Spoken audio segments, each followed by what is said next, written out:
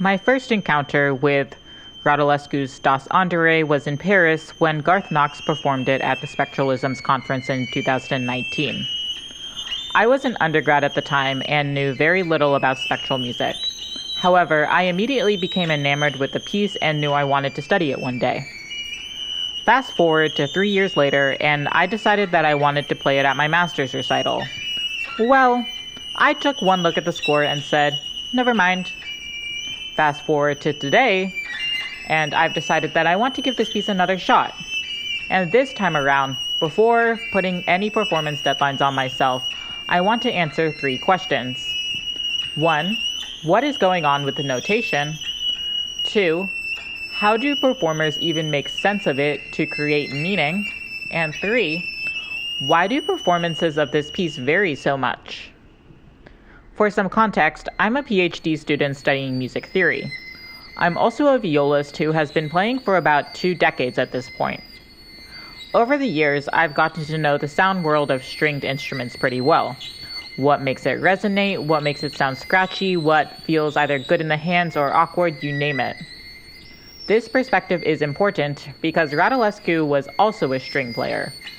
He was a violinist and studied with a student of George Enescu before enrolling in the Bucharest Academy. Therefore, he too knew what made the instrument resonate or sound scratchy. And through this research, I've come to believe that the insider knowledge is not only what informed the compositional process behind this piece, but also his entire concept of sound, which we'll get into later. My method of inquiry then is a synthesis of 3 scholars who research the relationships between performance and analysis. First is Elizabeth Le Guin, who coined the term carnal musicology, which argues for a reciprocal composer-performer relationship through an analysis of the body. In other words, what instrumental techniques are required to execute a certain passage, and how do my arms and hands feel while playing this passage? And most importantly, how can this knowledge create meaning? She explores these concepts through Boccherini's cello music. However, I think many of her main ideas still apply. I'll also talk about instrumental affordances, or what makes the viola amenable to certain compositional ideas. Another scholar I'll be working with is Daphne Leung's 3 kinds of knowledge, derived from German terms. First there's Wissen, which means knowing that. Then there's Können, meaning knowing how. And finally there's Kennen, which is knowing as in knowing a person. And apologies to those who speak German, I know I just butchered all of that. We might know how something works intellectually, but it isn't until we apply that knowledge in our practice that we can really know a piece of music. When analysis and performance interact, they create what's called emergent elements. To quote Leung, those are metaphors of musical motion and process, affective and connotative associations, narrative dimensions, and so on. All of those play into musical structure. Emergent properties are going to come into play in the second half of this podcast, so stay tuned. Finally, I'll be using ideas from Jonathan D'Souza's book, Music at Hand, specifically how the structure of instruments inform action. Like D'Souza, I'll use circuit diagrams to demonstrate the sound system of a viola and how that connects to Radulescu's writing. What these 3 scholars have in common is the belief that analysis does not solely exist in the score. Rather, the score, the composer's aesthetic beliefs, the instrument, and the performer all work together to create meaning. As music theorists, we're trained at doing close readings of scores to derive compositional intent. But what is a score without the performer? It's just a set of symbols, or as theorist Michel Duguay might say, a set of choreographic instructions. Personally, I'm interested in how the performer uses those instructions to create some sort of narrative given the affordances of the instrument they're playing. So, if all of this sounds good to you, then stick around to see if we can unpack Radulescu's Das Andere.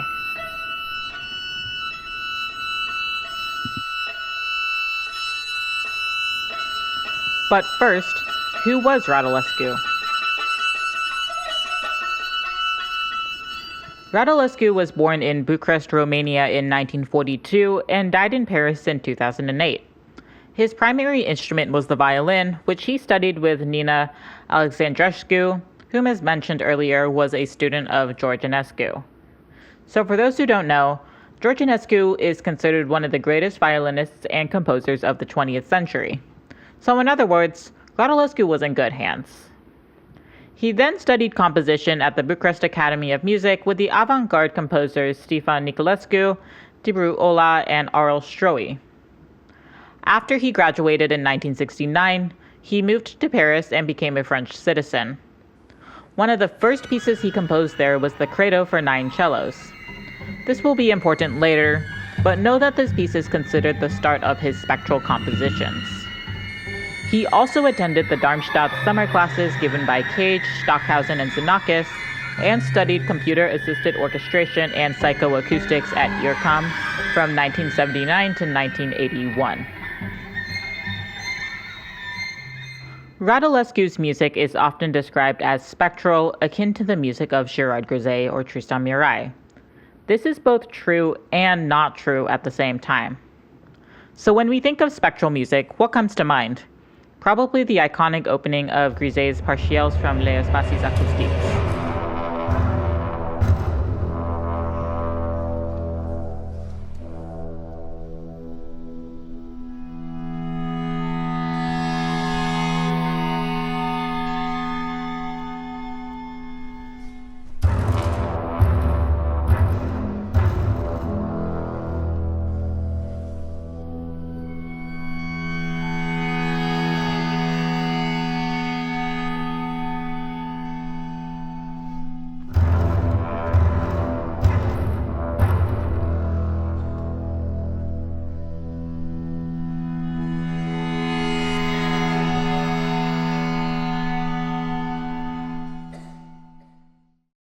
Let's take a brief detour into how this piece works. Grisey took the sound of a low trombone E and analyzed it using a spectrogram, which is a tool for analyzing a sound's fundamental and its constituent harmonics. He then used said fundamental and harmonics as the pitch material for partiels and the other movements in this whole cycle. Beyond spectrograms and pitch materials, though, one of the most important aspects of partiels is its unfolding through time. Grisey's famous article, Did You Say Spectral?, describes spectral music as having a temporal origin, capitalizing on the hypnotic power of slowness with a virtual obsession with continuity, thresholds, transients, and dynamic forms. Basically, Grisey didn't conceive of time as quarter notes and half notes, but rather as a long, drawn-out process. You can even see from the score of Partiels, which is in the Supplemental PDF, that Grisey takes nearly half a page to build up a chord and removes each instrument one by one before starting a new harmony. Of course, this is a huge oversimplification. If you want to know more, check out some of the resources on IRCAM's website linked in the description box below. How does Radulescu relate to Grisey? Well, remember the Credo for 9 cellos? In this piece, Radulescu explored the harmonic spectra as musical material, using the low cello C as the fundamental, all the way up to the 45th harmonic. He also manipulated the sound spectra with a bow, instructing the performers to play extremely close or extremely far from the bridge, or to press down on the string to mask the pitch. What's interesting about Radulescu, though, is that he did not associate himself with Grisey or Murail, aka the French academic spectralists in big air quotes. In fact, in an interview with Guy Livingston, he scorns the, quote, spectral crowd, unquote, in Paris, calling them the, quote, mafia, unquote. Rather, Radulescu conceives of his compositional language in more esoteric terms, encouraging the listener to, quote, enter the sound and experience the register ocean, unquote. His music also doesn't make much use of electronics or computer-assisted orchestration, which is something Grisey and Murail and later Caiasariaho took full advantage of. And while Grisey and Murail cite Giacinto Scelsi and Gheorghe Ligeti as inspiration, Radulescu actually owes his things to Pythagoras and Gesualdo, hundreds and hundreds of years before. When I listen to Radulescu's music, I imagine the sun. From a distance, it looks like a calm, still light in the sky, but as you get closer, its highly energetic activity becomes more apparent. Just like the sun, Radulescu's music is buzzing with electricity, morphing into different shapes through minute, barely perceptible changes in timbre.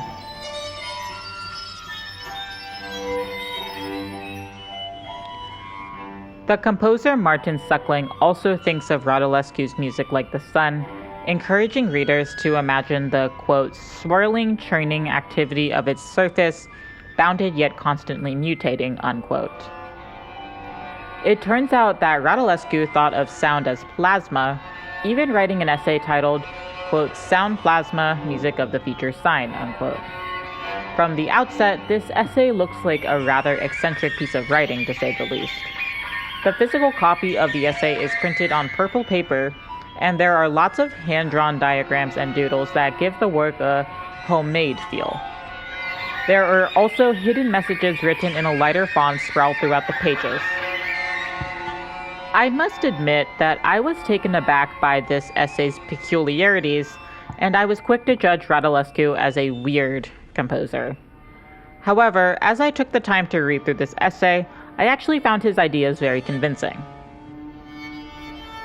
Radulescu conceives of sound as an endless ocean of vibrations, which when you think about it makes total sense. Sound is literally vibrations traveling through the air, and a harmonic sound, like a pitch, is made up of several waves that can be broken down into its constituent parts.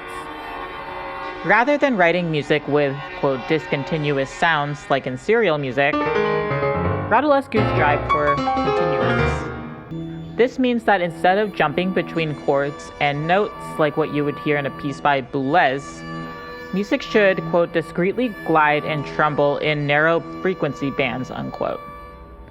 These frequency bands consist of the fundamental and its, quote, naturally and irregularly trembling frequencies, unquote, that oscillate within a 1/4 to 3/4 of a tone. In other words, a note is more than just a note. There are additional frequencies we can attune our ears to if we listen hard enough. Also, in this essay, Radulescu doesn't distinguish between harmonic versus inharmonic sounds. Rather, they are all part of this larger sound spectrum. Timbre, then, is a consequence of this spectrum and can be described through a sound compass. In the sound compass, noise refers to unclearness or aperiodic sounds.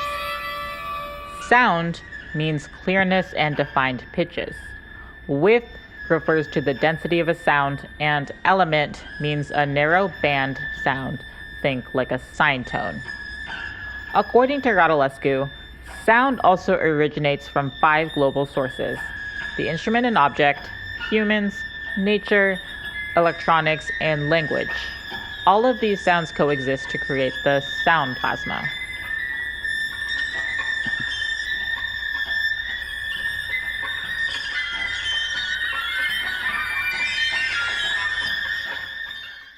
Stringed instruments in particular are a rich medium for exploring sound plasma.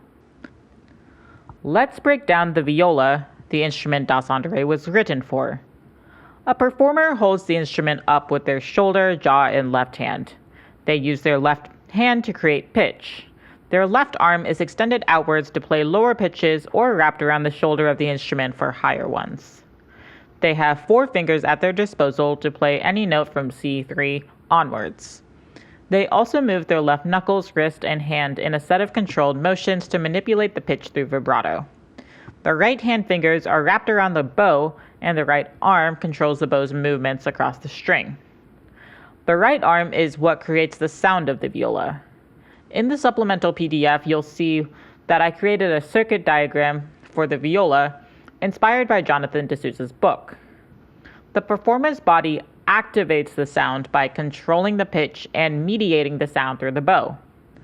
Meanwhile, the instrument's body is responsible for the sound's resonance, which is channeled through the bridge.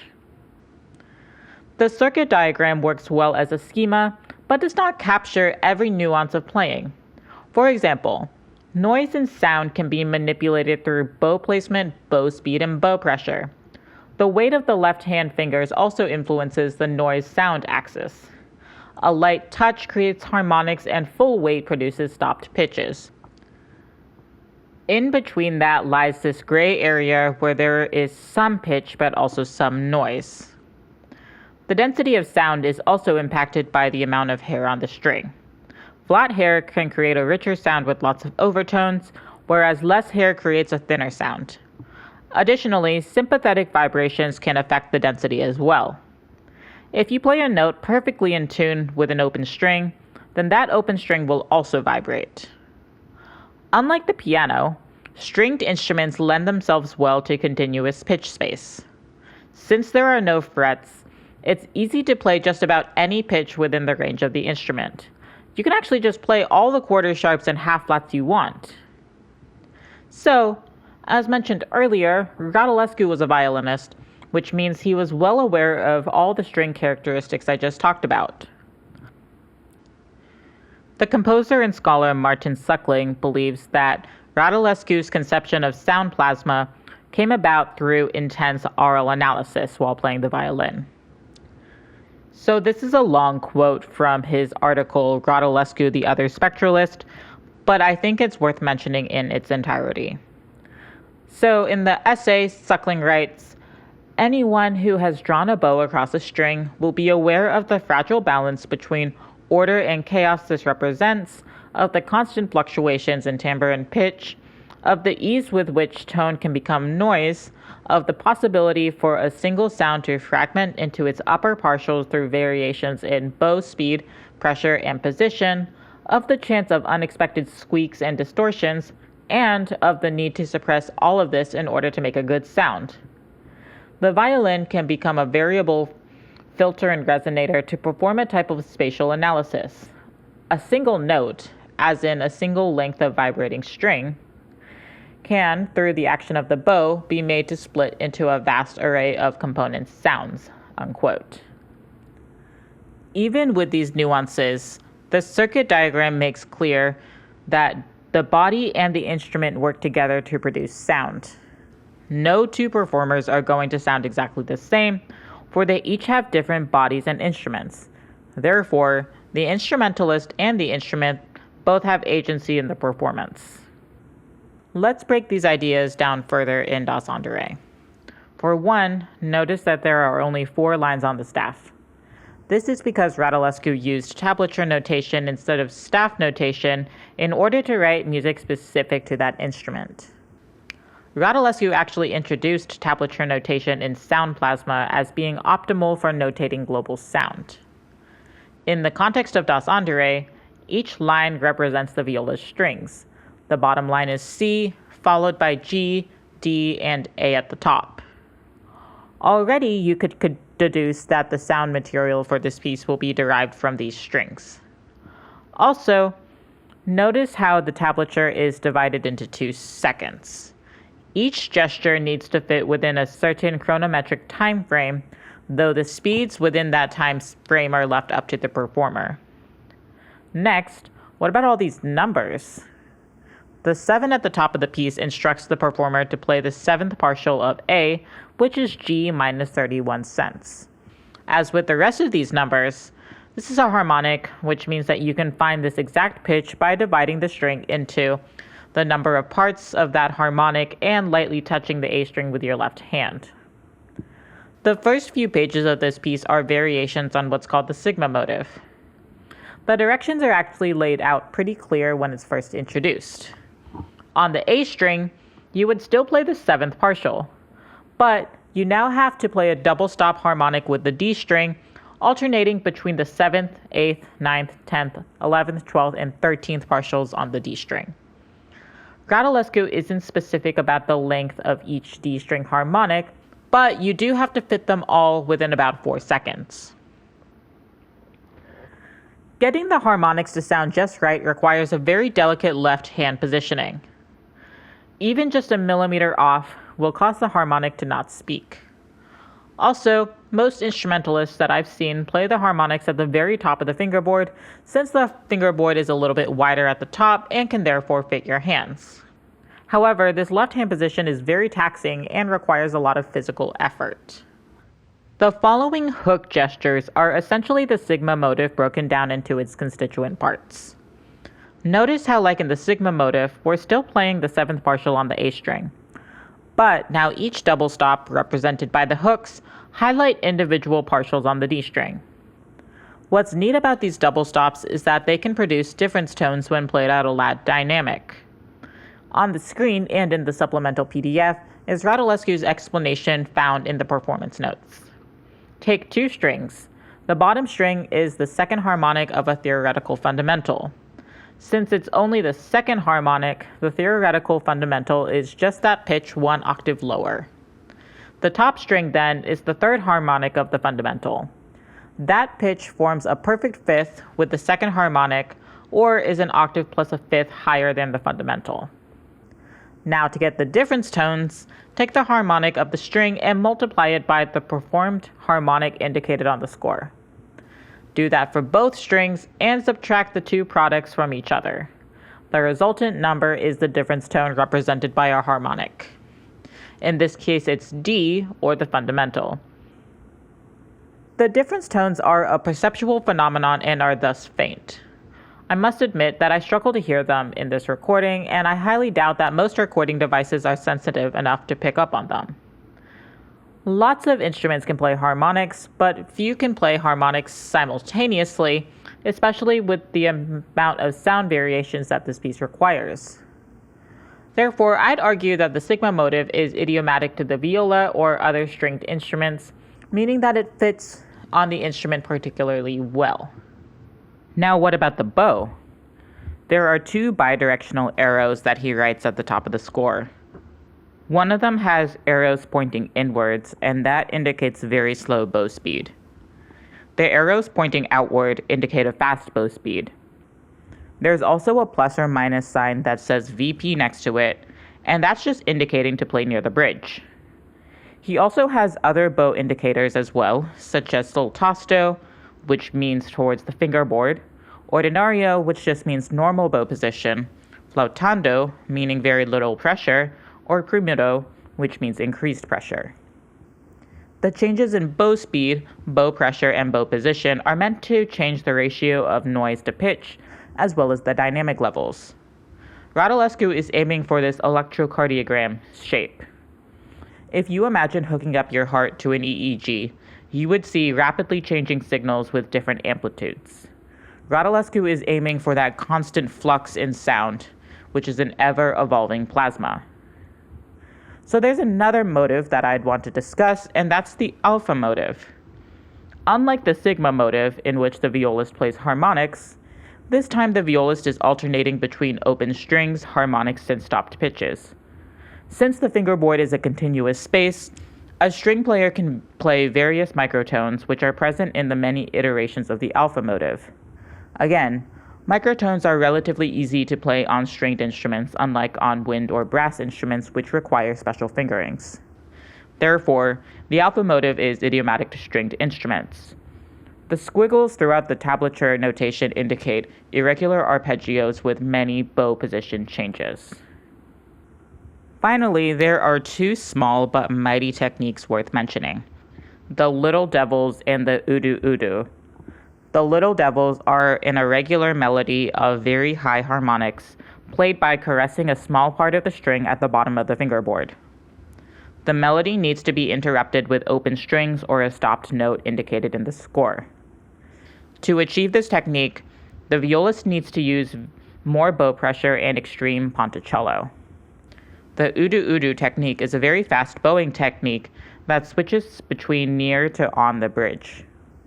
The bow is rebounding between 2 imaginary walls. It requires a stiffly locked arm to swiftly glide over the string.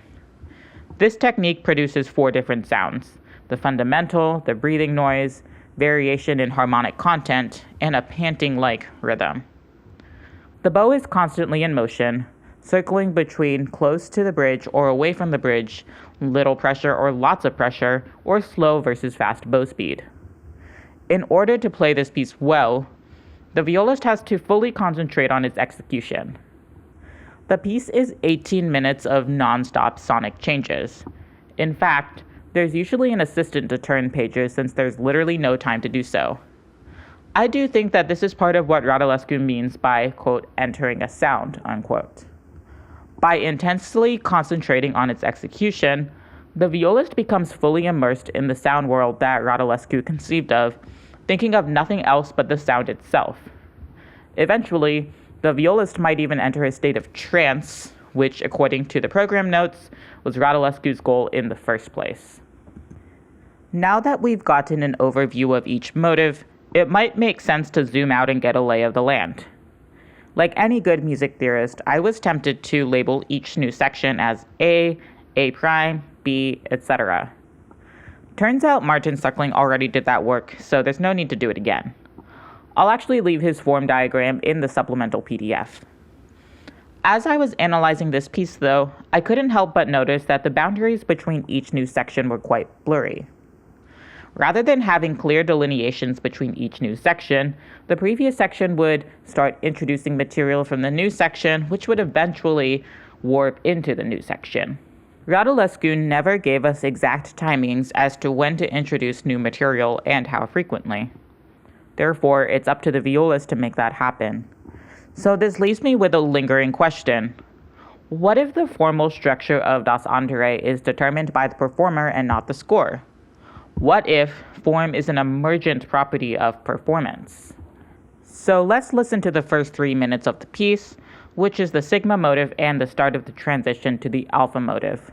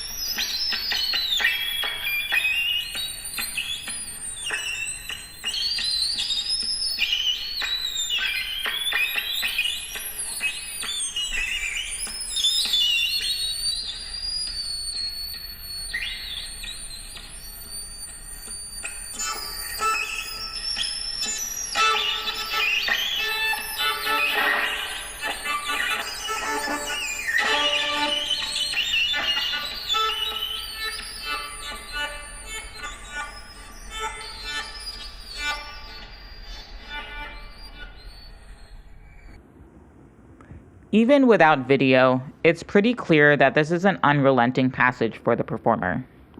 The violist's right hand has a bit of an easier job compared to the left, playing detached bow strokes with a lot of bow pressure. The violist's left hand has a much harder job, for it's wrapped around the instrument's body and also extends past the fingerboard.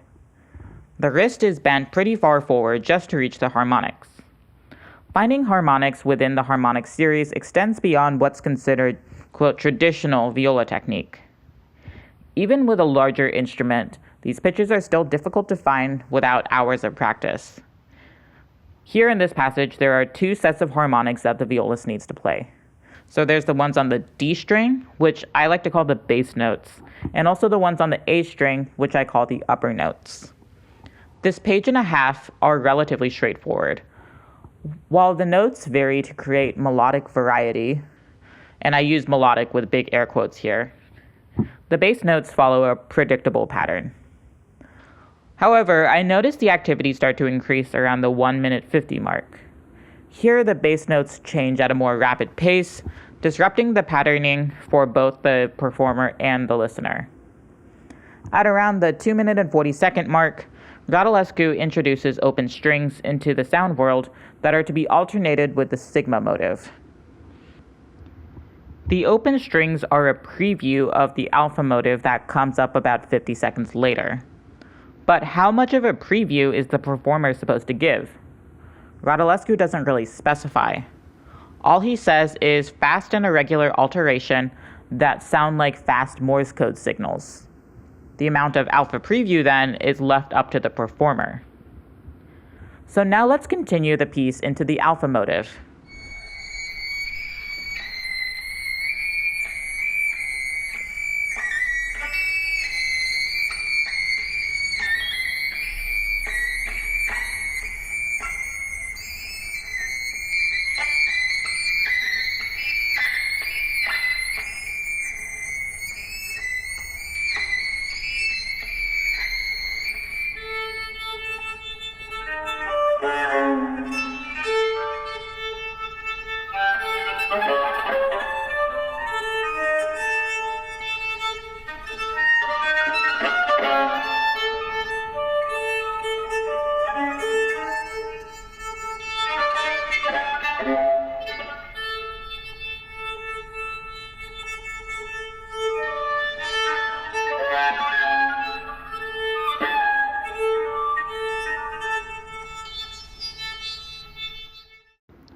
So here, Radulescu phases out the alpha preview at around the 3-minute mark.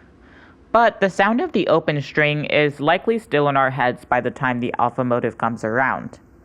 Personally, when I first hear the alpha motive, it sounds like the violist is playing the preview again. It isn't until I hear the stopped pitches that I realize we're now in a new section. As I said, this is clearly a difficult passage. But how much control does the violist have over the outcome of this section in performance? When considering performance outcomes, there are a number of moving parts, or actors, if you will, that factor into a performance. First, there's the performer, the score, and also the composer. The performer's relationship with the music is of utmost importance. Have they studied the composer's musical language, the structure of the score, and the relationship between various parameters like pitch, rhythm, and timbre? This is the knowing what as proposed by Daphne Leong, who we talked about earlier. But does the performer also have the technical chops to execute a difficult passage successfully? This is what Leong calls the knowing how. And together, both of these types of knowledge lead to success. But what if I told you that the performer doesn't have complete control and is instead just one actor in this web of networks? The instrument itself also determines outcome. The piece is easier to play on larger violas since there's more space to execute the harmonics.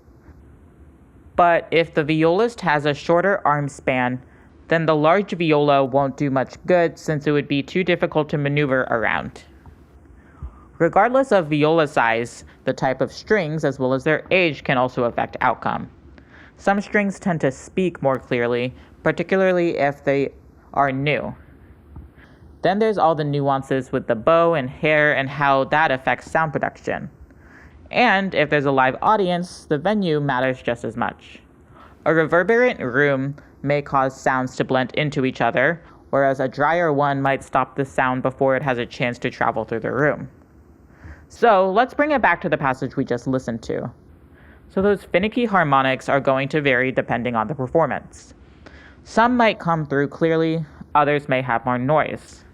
Likewise, the open strings coming through in the transition is also dependent on the physical mechanics of the performer in that particular point in time. The nice thing about a piece like Das Andere is that there is some amount of leeway that's acceptable since the score is written to be partly improvisatory. So the more open score, along with the other factors mentioned just now, create the environment for an emergent structure that only comes through in performance.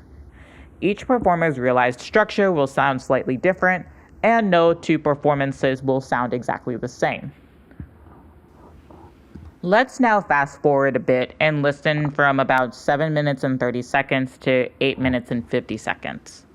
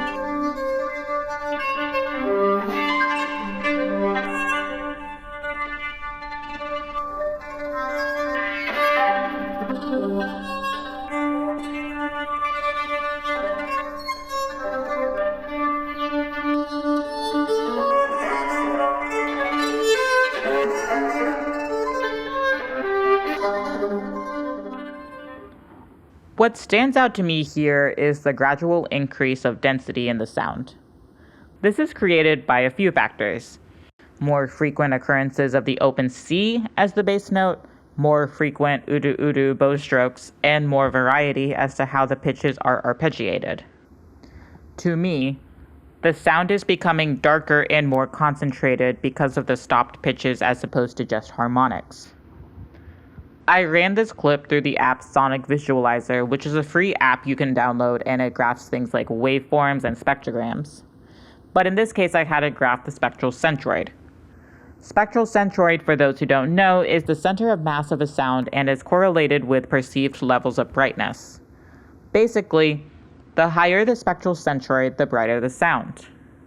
But anyways, unlike in previous sections in which the centroid was all over the place, the centroid in this clip we just listened to was generally concentrated at around 1000 Hz.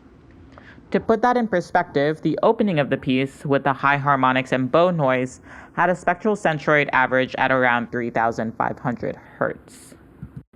Could it be that spectral density and spectral centroid act as defining features of form? I would say yes. Perhaps the musical structure of Das Andere is defined by instances of harmonics versus open strings and stopped pitches, which contrast between high and low spectral centroid respectively. Of course, these form delineations aren't so clear-cut. As we've heard in the example before this, new sections emerge gradually from previous ones. Likewise, the shifts between bright and dark and sparse and dense are also gradual. Unlike listening to a piece by Beethoven, for example, it's hard to realize you're in a new section until a bit after it's started. There are no cadences or predictable metric structures. This is another reason to suggest that within Das Andere, form is an emergent property of performance rather than something that exists in the score itself. Rolling with this idea, I want to zoom out and take a look at spectral centroid throughout the entire piece. To do this, all I did was export the data from Sonic Visualizer as a CSV file and plot it using matplotlib in Python. The graph can be found in the supplemental PDF. The piece starts off with a high spectral centroid from the sigma motive's harmonics with a median of just under 3000 Hz. The centroid decreases as more stopped pitches are introduced through the alpha motive, with a noticeable decrease around the 4-minute mark. The centroid then increases with the addition of noise from the udu-udu stroke around 4 minutes and 30 seconds, but then stays relatively low around 1000 Hz from about 7 until 10 minutes. After 11 minutes, the sigma motive finally returns, which increases the spectral centroid. The rest of the piece consists of alternations between the sigma and alpha motive, which causes the fluctuations in spectral centroid. However, there is still a general trend downwards since the alpha motive occurs more frequently. Okay, so that data is cool and all, but you might be thinking, what does this have to do with performance? Well, I would argue that this graph has everything to do with performance. Sonic Visualizer analyzed the audio from Vincent Royer's recording. Royer, not Radulescu, was the one who manipulated their body and instrument to create variations in spectral centroid. How do other performers differ? Well, let's take a look at Garth Knox's recording from his Spectral Viola album. As an aside, this is the album that got me hooked on spectral music, and I owe a lot of my musical inspiration to him. So to determine spectral centroid, I followed a similar procedure to the other recording by extracting the data, again from Sonic Visualizer, and plotting it. Knox's spectral centroid data is consistently higher than Royer's, particularly around the 7 to 10 minute mark. Let's listen to that section played by Knox.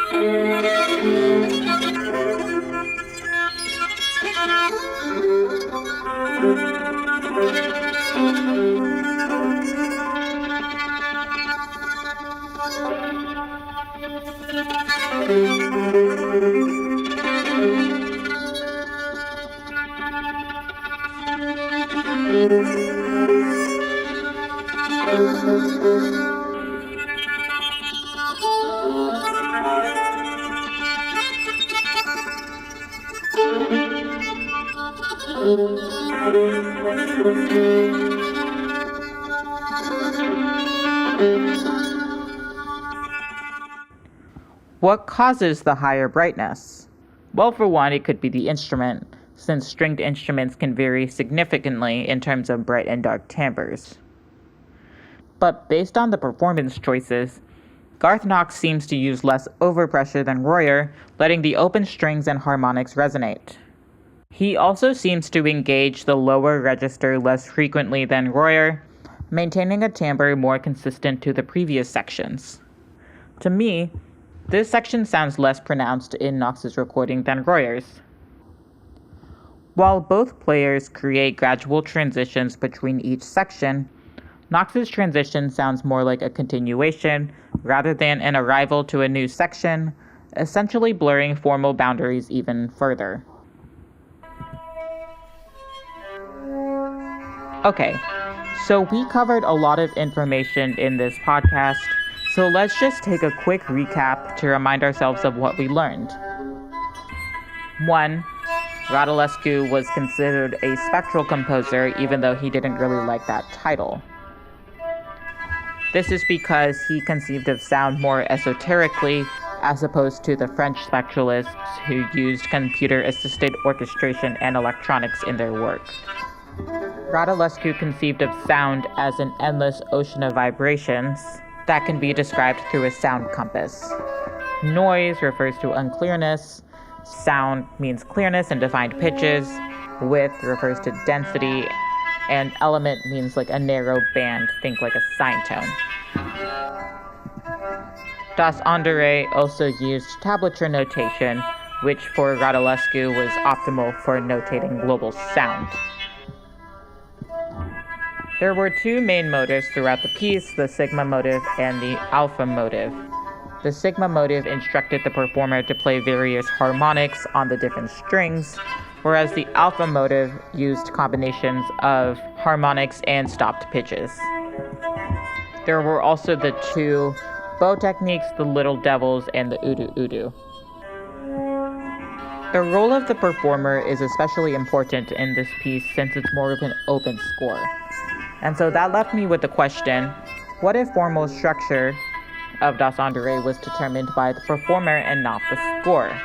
And how could form be an emergent property of performance?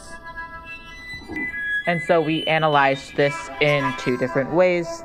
We looked at the various actors and networks that constitute a successful performance, and we compared two recordings of Das Andere for levels of perceived brightness by Vincent Royer and Garth Knox. So obviously, I've only scratched the surface of analyzing the piece through the body and its performative execution. However, I want to explore this method of analysis further in spectral music. Oftentimes, spectral analyses rely heavily on computational tools, and while they can be useful for analyzing inharmonic and harmonic spectra, they can sometimes mask big picture ideas like the performer behind the music. As we discussed in this podcast, it's up to the performer to make the music, and as performers, we also have a unique bank of knowledge that allows us to mimetically figure out what it takes to manifest sounds that the composer is trying to create. So, in conclusion, I hope that this line of inquiry offers a different perspective on spectral analysis that is more accessible to listeners and applicable to performers. Thank you all very much for listening.